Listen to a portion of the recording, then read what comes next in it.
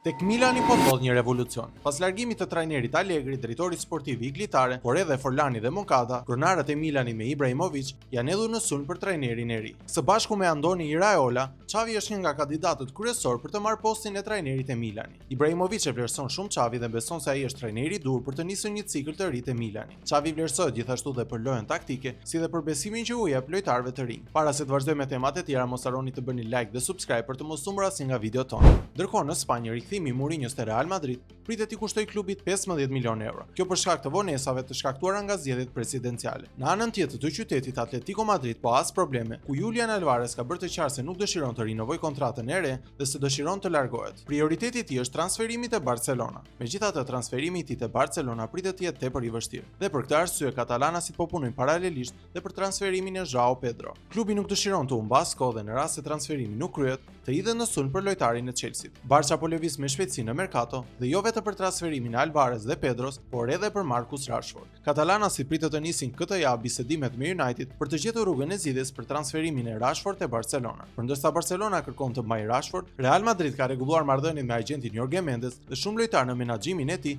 janë ofruar madrilenëve. Një ndërta është dhe Ruben Dias. Portugezi ka kërkuar dhe ka shprehur dëshirën e tij Mendes për një transferim në Madrid. Kjo sipas mediave britanike lidhet edhe me largimin e Guardiolës. Nga po ky largim pritet të përfitojë edhe Arsenal. Klubi londinez po punon që të nënshkruajë me holandezin Reinders, i cili kërkon të largohet nga City. Bisedimet kanë nisur prej ditësh dhe City është gati ta shes me sfushorin. Edhe pse nuk është hapur zyrtarisht merkato, Juventus dhe Atletico Madrid po luftojnë mes tyre. Zonja e vjetër ka nisur orët e fundit negociatat me Andy Robertson. Tottenham kishte arritur një marrëveshje në pari me të, por asgjë nuk ishte firmosur. Dhe për çudi, Atletico Madrid po bën të njëjtën gjë me Juventus. Klubi madrilen është hedhur në sulm për Bernardo Silvën, i cili ka pasur kontakt ditët e fundit me Juventus, por tani dëshira e portugezit është Spanja. Dhe për ta mbyllur kemi dy lajme që po bëjnë xhiron e rrjetit. I pari vjen nga Gjermania, ku Liverpool dhe PSG kanë kontaktuar Leipzig për transferimin e talentit Jan Diamonde. Vendimi i takon vetë lojtarit, por edhe Leipzig, të cilët i kanë ofruar një kontratë edhe një klauzulë lirimi. Dhe lajmi më i çuditshëm vjen nga Britania, aty ku banka e Skocisë ka nxjerrë një kartë monedhë prej 20 pound